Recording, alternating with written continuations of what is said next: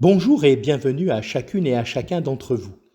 J'aimerais considérer avec vous, à travers la lecture du psaume 121 et quelques pensées partagées, le fait que nous sommes bien gardés.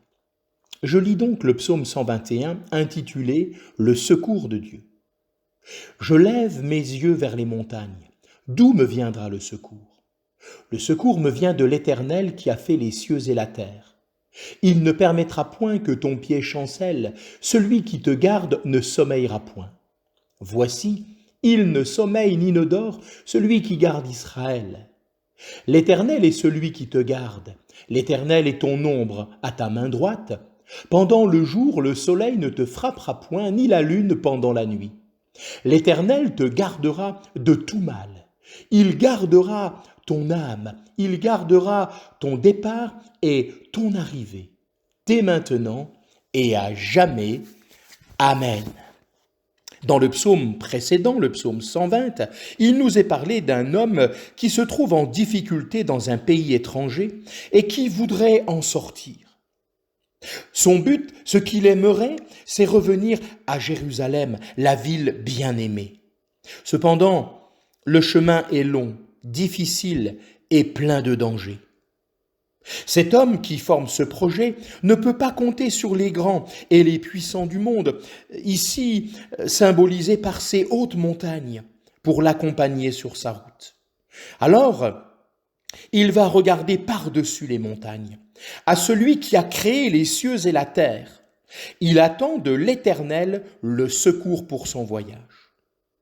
En regardant avec confiance en haut, le psalmiste reçoit des promesses de protection et de secours de la part même de Dieu, comme nous venons de le lire dans l'intégralité de ce psaume 121.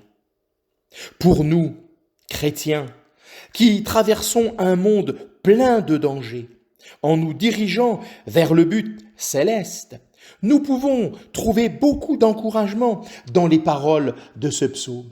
En effet, dans la vie de famille, dans notre vie de chaque jour, rien ne peut être considéré comme notre être principal. Dieu seul dispose de tous les moyens pour subvenir à tous nos besoins, que ce soit sur le plan physique ou spirituel. Nous devons nous confier en lui de tout notre cœur et le rechercher, afin que sa grâce puisse nous aider et nous secourir dans nos besoins.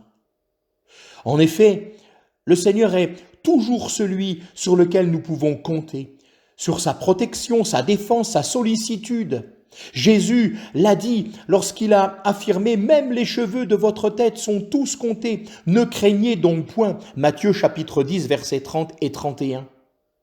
En effet, ce texte peut s'appliquer à la fois à notre vie chrétienne, c'est-à-dire à partir de notre nouvelle naissance, lorsque nous avons abandonné notre vie entre les mains de notre Dieu Sauveur, jusqu'au jour où nous quitterons cette terre, mais également à notre vie physique, lorsque le matin nous allons au travail et lorsque nous revenons à la maison pour nous reposer.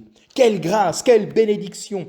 Dieu est celui qui nous garde et qui nous garde en permanence. Que Dieu vous bénisse richement.